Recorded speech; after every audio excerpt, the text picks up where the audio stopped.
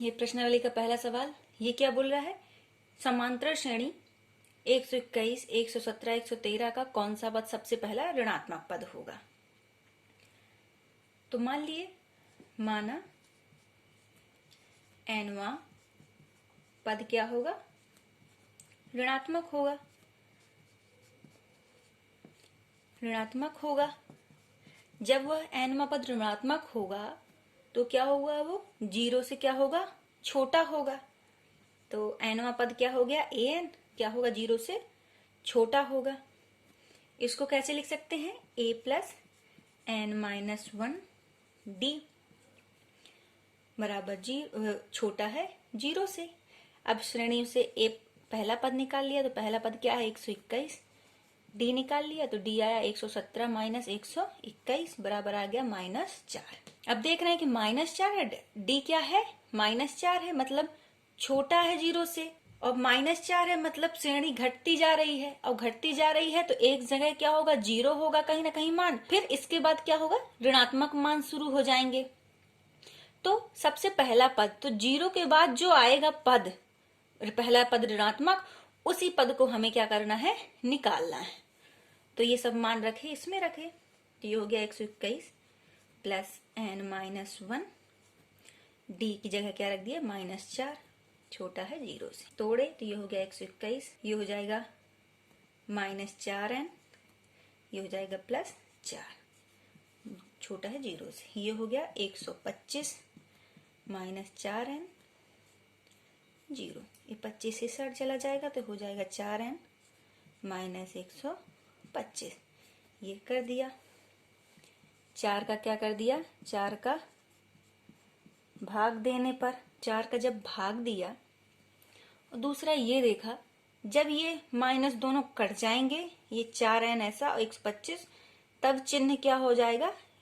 इस साइड आ जाएगा और ये हो जाएगा 125। ये धनात्मक, जब ये चिन्ह हट जाएंगे और धनात्मक मान जब आएंगे तो ये चिन्ह क्या हो जाएगा? इस साइड हो जाएगा। 4n बड़ा हो जाएगा 125 से। 4 का भाग देने पर, तो 4 का भाग दिया तो ये कटा और ये हो गया n बड़ा हो जाएगा 125 बटे 4 से। 4 का 125 में भाग दिया तो कितना आएगा? 31.25। अब हम देख रहे हैं कि n का मान, n का जो मान होता है पूर्ण संख्या होता है। पूर्ण संख्या कैसे? जैसे या तो 1 हो गया, तो 2 हो गया, 3 होगा, डैश डैश डैश, 100 होगा, 200 होगा, ऐसा होगा, ना कि 1.2 या 1.3 या 2.3 या 100.5, ये ऐसा नहीं होगा। इस पूर्ण संख्या के रूप में होगा। यहाँ दशमलव है, मतलब कि 31वां पद कहीं ना कहीं या तो धनात्मक है या तो शून्य है, लेकिन जैसे ही 31वें पद से थोड़ा आगे बढ़ते हैं तो वो पद क्या हो जाता है? ऋणात्मक। लेकिन यहाँ 31.25 संभव ही नहीं है मान n का, तो इसकी बड़ी संख्या क्या हो जाएगी? n बराबर 32, 33, 34, 35 ऐसी बढ़ती जाएगी। मतलब 31 के बाद जो संख्याएं आएंगी वो सभी क्या होंगी? ऋणात्मक होंगी। तो पहली संख्या, कौन सा पहली संख्या ऋणात्मक होगी? जो 32वां पद होगा वो क्या होगा? ऋणात्मक होगा। तो इस श्रेणी का 32वां पद जो है वह पद वही क्या होगा? सबसे पहला पद ऋणात्मक होगा। पहला पद ऋणात्मक होगा। ये इसका क्या है? आंसर। ये प्रश्नावली का दूसरा सवाल। ये क्या बोल रहा है? किसी समांतर श्रेणी के तीसरे और सातवें पदों का योग क्या है? 6 है, और उनका गुणनफल क्या है? 8 है। तो इस समांतर श्रेणी के प्रथम 16 पदों का मान ज्ञात करना है। तो यहाँ हमें ना a पता है ना d पता है, सिर्फ n पता है कि हमें 16 पदों तक का ही मान ज्ञात करना है। तो सबसे पहले तो हम जैसा प्रश्न दिया गया है वैसा हल करते हैं। तीसरा और सातवां पद का योग है 6। तीसरे पद को कैसे लिखेंगे? a3 प्लस सातवें पद को a7, इनका योग कितना है? 6 है। तो योग किया इनका, इसको कैसे लिख सकते हैं? a प्लस 2d, और इसको क्या लिख सकते हैं? a प्लस 6d बराबर 6। इनको जोड़ा तो ये हो गया 2a ये हो गया 8D, ये हो गया 6, 2 कॉमन लिए तो ये हो गया A प्लस 4D, और 2 इस साइड जाएगा तो बटे में चला जाएगा तो ये हो जाएगा 3, ये हो गया। तो A बराबर क्या कर दिए 3 माइनस 4D, ये A बराबर निकाल लिया। अब हमें दिया गया कि उनका गुणनफल 8 है, मतलब A3 गुणे A7 बराबर क्या है 8 है। तो तीसरे पद को कैसे लिख सकते हैं, फिर से वही A प्लस 2D और A7 को A प्लस 6D बराबर 8। ये जो A है इससे इसका मान रख देते हैं इसमें, तो रखा तो ये हो जाएगा 3 माइनस 4D प्लस 2D, और ये हो गया यहाँ एक का मान रखे 3 माइनस 4D प्लस 6D बराबर 8। हल किए तो ये हो गया 3 माइनस 2D, और ये हो जाएगा 3 प्लस 2D बराबर 8। अब हम ये देख रहे हैं तो किसका सूत्र बन गया A minus B, A plus B बराबर क्या होता है A square minus B square. तो यहाँ 3 माइनस 2D, 3 प्लस 2D, तो A बराबर 3 और B बराबर 2D मान रख देते हैं, तो ये हो जाएगा 3 का स्क्वायर माइनस 2D का होल स्क्वायर बराबर 8। ये हो गया, ये 3 त्रिकाई 9, और ये हो जाएगा 4D स्क्वायर बराबर 8। इसका पक्षांतर किए तो हो जाएगा माइनस 4D स्क्वायर बराबर 8 माइनस 9, तो ये 4D स्क्वायर ये हो जाएगा माइनस 1, इससे ये कटा तो D स्क्वायर बराबर आ जाएगा 1/4, तो D बराबर आ जाएगा प्लस माइनस 1/2। ये D का मान आया, D के मान क्या दो आ रहे हैं, एक प्लस का 1/2, एक बार माइनस का 1/2, तो यहाँ रखे, एक बार प्लस का 1/2 रखे, एक बार माइनस का रखे। तो जब प्लस का 1/2 रखे तो A बराबर आ जाएगा D बराबर, जब प्लस का 1/2 रखे तो 3 माइनस 4 गुणे 1/2 या 2, 3 में 2 गई 1, प्लस का 1 आया। और जब हम D बराबर माइनस 1/2 रखते हैं तो ये आ जाएगा A बराबर 3 माइनस 4 गुणे माइनस 1/2, तो ये 2, 3 प्लस 2 बराबर 5। तो जब D बराबर 1/2 रखते हैं तो A बराबर क्या आता है 1, और जब D बराबर माइनस 1/2 रखते हैं तो A बराबर क्या आता है 5। तो हम दोनों मानों से ही 16 पदों का योग ज्ञात करेंगे, क्योंकि D का मान प्लस माइनस दोनों में हो सकता है और A का मान भी प्लस माइनस दोनों में हो सकता है। तो लिखे, तो 16 पदों का योग ज्ञात किए तो 16 बराबर n/2 2A प्लस n-1D, जहां n बराबर क्या है 16 पदों का ज्ञात करना है 2। जब A बराबर 1 रखा तो n हो गया ये 15 यहाँ हो गया, और D बराबर क्या है प्लस 1/2, तो ये हो गया 8, तो ये 8, ये हो गया 2 प्लस 15/2।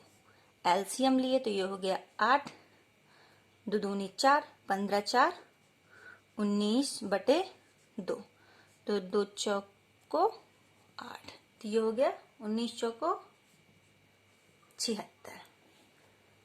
ये है 16 पदों का योग जब D बराबर 1/2 और A बराबर 1 निकला था। वहीं अब 16 पदों का योग तब निकालेंगे जब A बराबर 5 प्राप्त हुआ है और D बराबर माइनस 1/2 है। तो रखे तो यहाँ आ गया 16, n तो वही रहेगा 16, 2 गुणे A बराबर 5 रखे प्लस ये हो गया 15, और गुणे D का मान यहाँ क्या रखना है माइनस 1/2 रखा, तो ये हो गया 8, ये हो गया 5 दूनी 10, ये हो जाएगा 15/2। एलसीएम लिया तो ये हो गया 20 माइनस 15/2, ये हो गया 4, तो ये हो गया 4 और ये हो गया 5। 20 में 15 जाएंगी 5, 5 चौको 20। तो अपने ये दोनों मान ही सही हैं कि योग भी धनात्मक और ऋणात्मक दोनों में आते हैं। अगर ये ऋणात्मक भी होता तो भी मान इसके सही होते। तो 76, 16 पदों का योग 76 तब आता है जब d बराबर 1/2 और a बराबर 1 रखते हैं, और वहीं 16 पदों का योग 20 आता है जब d बराबर -1/2 और a बराबर 5 रखते हैं। ये इसका क्या है? आंसर। ये प्रश्न क्या बोल रहा है? एक सीढ़ी के क्रमागत डंडे 25 सेंटीमीटर की दूरी पर हैं। ये जो डंडे लगे हुए हैं, जितने भी डंडे हैं, वो कितनी कितनी दूरी पर हैं? 25-25 सेंटीमीटर। यहाँ से यहाँ तक की दूरी 25, यहाँ से यहाँ तक की 25। डंडों की लंबाई एक समान से रूप से घटती जाती है।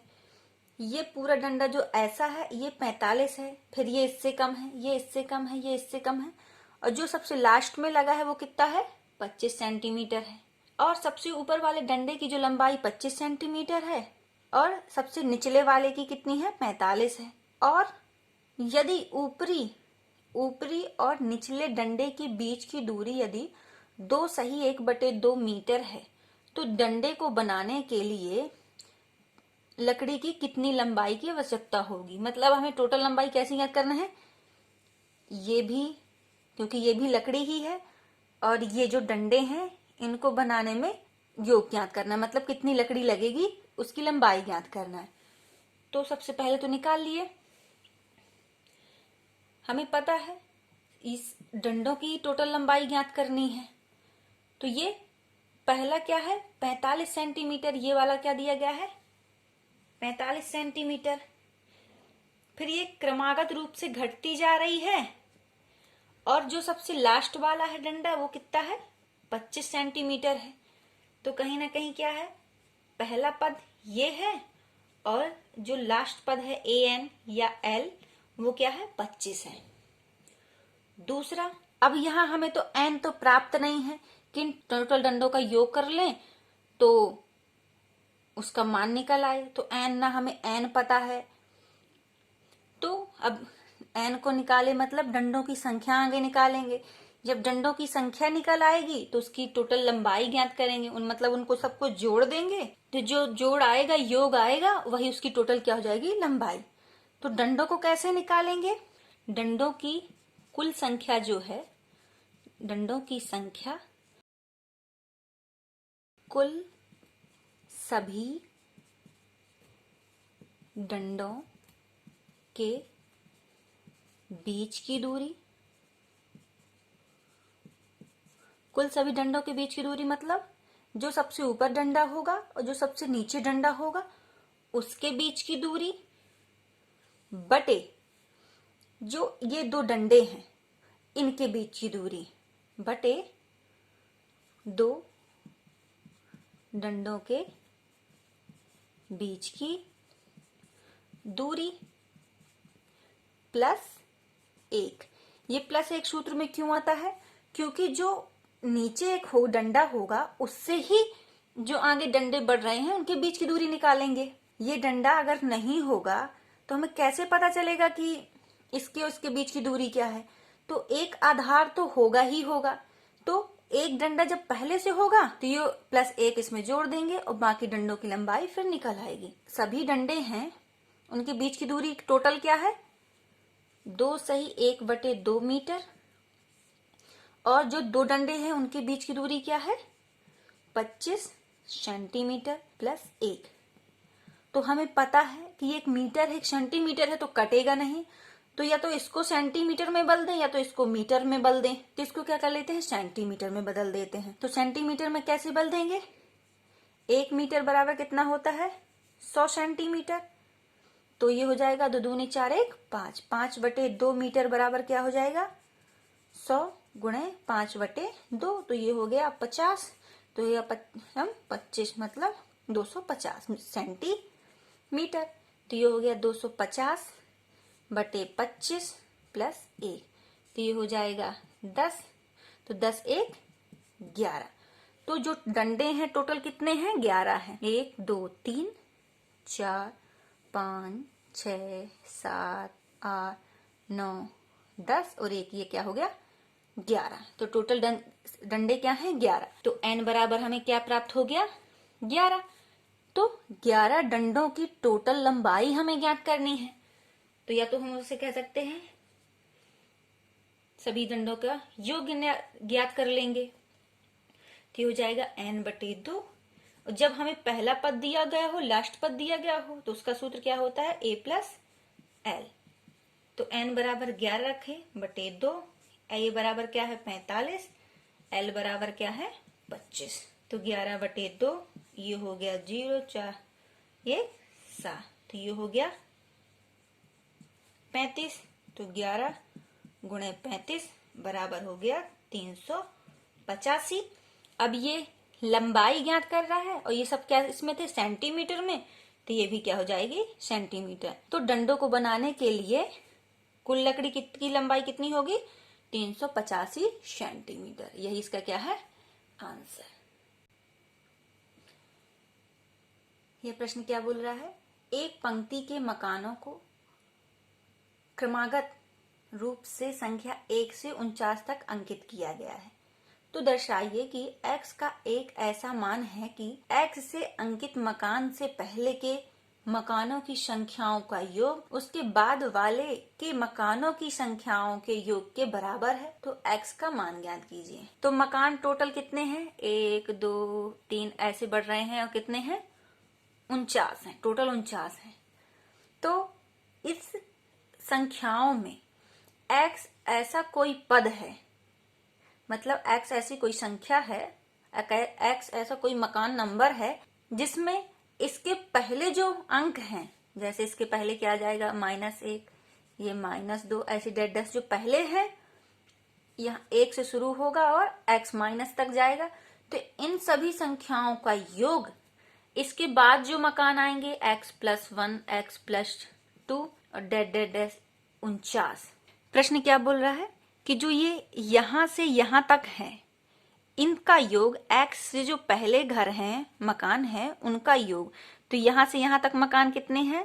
x-1 है, लास्ट वाला x-1 है।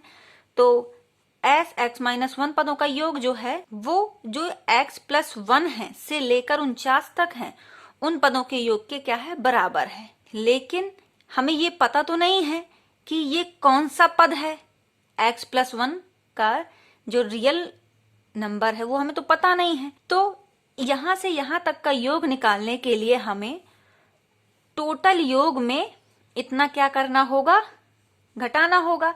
1 से x पदों तक के योग को घटाना होगा। तो यहां क्या लिखेंगे? 49 पदों का योग माइनस x पदों का योग। तो निकल आएगा x+1 से लेकर 49 पदों तक का योग निकल आएगा। तो वो मान इसके क्या होगा? बराबर होगा। तो यहां हल किए तो ये हो गया।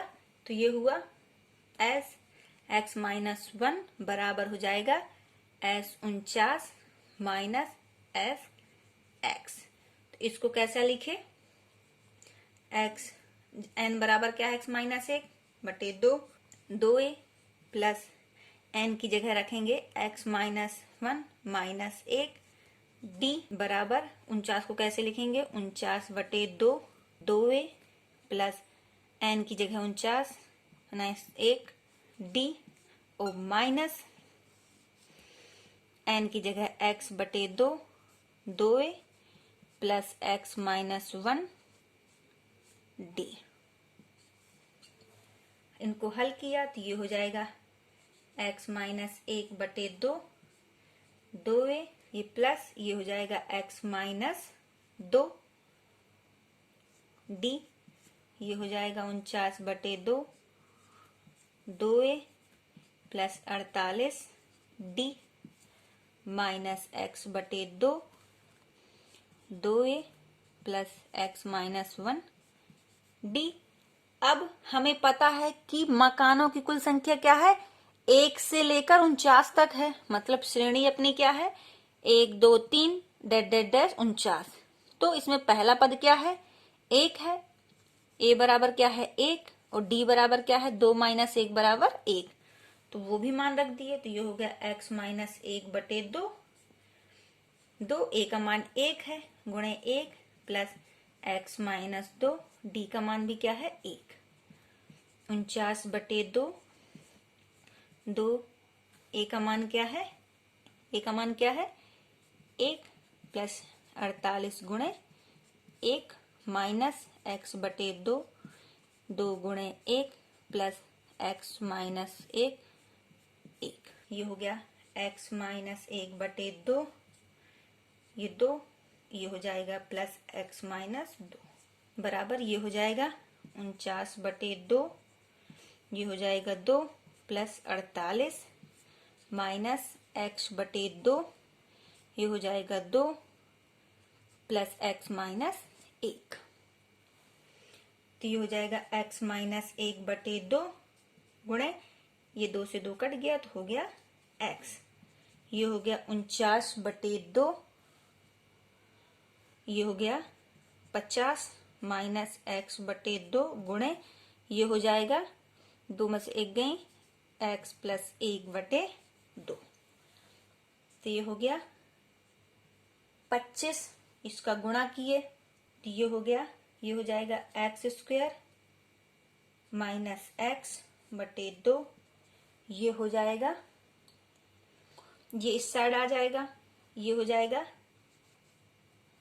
ये माइनस का है तो प्लस हो जाएगा x² और ये हो जाएगा प्लस 1/2 बराबर 49 गुणे 25, सॉरी इसमें पूरे में गुणा होगा, तो ये हो गया x। अब देखे दोनों का बेस बराबर है तो इससे ये कट जाएगा, तो ये हो जाएगा 2x²/2, ये 49 गुणे 25, इससे ये कटा तो x², तो ये हो जाएगा 7 गुणे 5 का होल स्क्वायर, तो x बराबर कितना आया 35, प्लस और माइनस का 35, लेकिन मकानों की संख्या क्या माइनस में होगी, नहीं, तो x बराबर क्या है आएगा प्लस का 35, ये इसका क्या है आंसर। ये प्रश्न क्या बोल रहा है कि एक फुटबॉल के मैदान में एक छोटा सा चबूतरा है, ये चबूतरा इस तरह का दिया गया है जिसमें 15 सीढ़ियां बनी हुई हैं, मतलब 1 2 3 4 5, इस तरह की कितनी सीढ़ियां हैं, इस तरह की कितनी सीढ़ियां हैं 15 सीढ़ियां हैं जिनकी लंबाई 50 मीटर है, मतलब प्रत्येक ये यहां से यहां तक की पहली सीढ़ी की लंबाई 50 मीटर है, फिर इस वाली की भी 50, इस वाली की भी 50, मतलब जितनी भी 15 सीढ़ियां हैं उन सभी की लंबाई कितनी है 50 मीटर है। वह ठोस कंक्रीट से बना हुआ है, मतलब ये सब ठोस कंक्रीट से बना हुआ, यहाँ भी ये कुछ ना कुछ भरा हुआ है। प्रत्येक सीढ़ी में 1/4 मीटर की चढ़ाई है, मतलब जब पहली सीढ़ी को चढ़ते हैं तो 1/4 मीटर ऊपर चढ़ते हैं, फिर पहली से दूसरी सीढ़ी में चढ़ते हैं तो भी 1/4 मीटर चढ़ते हैं, ऐसा सभी सीढ़ियों में चढ़ना है। फिर और 1/2 मीटर का फैलाव है, मतलब जो सीढ़ी ऐसी चढ़ेंगे लेकिन यहां से यहां तक आने के लिए 2 मीटर का फैलाव, मतलब यहां से यहां तक, यहां से यहां तक 2 मीटर, 1/2 मीटर का फैलाव है। फिर इस वाली में सिर्फ इतने में भी 2 मीटर का फैलाव, इतने में भी 2 मीटर का फैलाव, इतने में भी, मतलब हर श्रेणी, हर सीढ़ी यहां से यहां 50 मीटर है, ये फैलाव 2 मीटर है और ये जो चढ़ना है इसमें वो 1/4 मीटर है। ऊंचाई 1/4 मीटर, चौड़ाई 2 मीटर और लंबाई 50 मीटर, ये एक सीढ़ी का हो गया। तो कुल चबूतरे का आयतन क्या हो जाएगा, या फिर कंक्रीट का पूछा है तो जो चबूतरा बना है उसका आयतन उस कंक्रीट के आयतन के क्या होगा बराबर होगा। तो कंक्रीट का आयतन भी, मतलब घनाभ, चबूतरा एक घनाभ के आकार का होता है, तो घनाभ का आयतन क्या होता है लंबाई गुणे ऊंचाई गुणे चौड़ाई। तो लंबाई क्या है 50 मीटर है, गुणे ऊंचाई क्या है 1/4 गुणे चौड़ाई। अब इन सीढ़ियों की जो चढ़ाई है 1/4 ही है, लेकिन जो चौड़ाई है फैलाव है वो यहाँ से पहली सीढ़ी का फैलाव 2 मीटर है, फिर सिर्फ दूसरी सीढ़ी का फैलाव 2 मीटर है, लेकिन यहाँ से यहाँ तक जब आएंगे तो वो 2 मीटर 1/2 मीटर प्लस 1/2 मीटर बराबर कितना हो जाएगा 1 मीटर। फिर जब तीसरी सीढ़ी में जाएंगे तो यहाँ से यहाँ तक जाएंगे तो तीसरी सीढ़ी का फैलाव क्या हो जाएगा 1/2 प्लस 1/2 प्लस 1/2। फिर चौथी सीढ़ी का यहाँ से यहाँ तक जाएंगे तो फिर एक बार जुड़ जाएगा, टोटल जोड़ हो जाएगा। तो ऐसी सीढ़ियों का फैलाव क्या बढ़ता जाएगा। तो 15 सीढ़ी, तो पहली सीढ़ी का फैलाव कितना है 1/2, फिर दूसरी सीढ़ी का फैलाव कितना है 1/2 प्लस 1/2, फिर तीसरी सीढ़ी का जो फैलाव है क्या है 1/2 plus 1/2 plus 1/2 dash dash dash. ऐसे ही 15 सीढ़ी का फैलाव क्या हो जाएगा, पहले में 1 है, दूसरे में 2 है, तीसरे में 3 है, तो 15वीं सीढ़ी तक का फैलाव क्या हो जाएगा 15/2। तो यहां से यहां तक का जो फैलाव है सीढ़ियों का वो क्या है 15/2। तो टोटल योग जो टोटल चौड़ाई होगी इन सभी का क्या होगी योग होगी। तो चौड़ाई क्या कर लिए इन सभी का योग। तो पहला हो गया 1/2, दूसरा हो गया 1, तीसरा हो गया 3/2 डैश डैश डैश, लास्ट पद क्या हो गया 15/2। तो टोटल चौड़ाई ज्ञात कर लेते हैं। तो टोटल चौड़ाई का योग क्या हो जाएगा यहाँ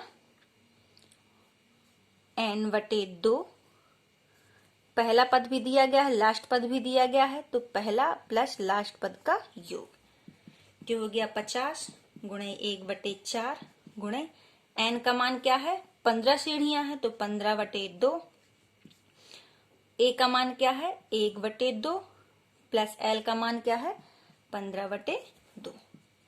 तो ये हो गया 50/4 गुणे ये हो गया 15/2 गुणे ये हो गया 16/2, 2 अट्ठे 16, 2 दूनी 4, ये हो गया 4, ये हो गया 50 गुणे 15, तो ये हो गया 750 मीटर क्यूब। तो जो इस चबूतरे को बनाने में टोटल कंक्रीट कितना लगा है 750 मीटर घन। ये इसका क्या है आंसर।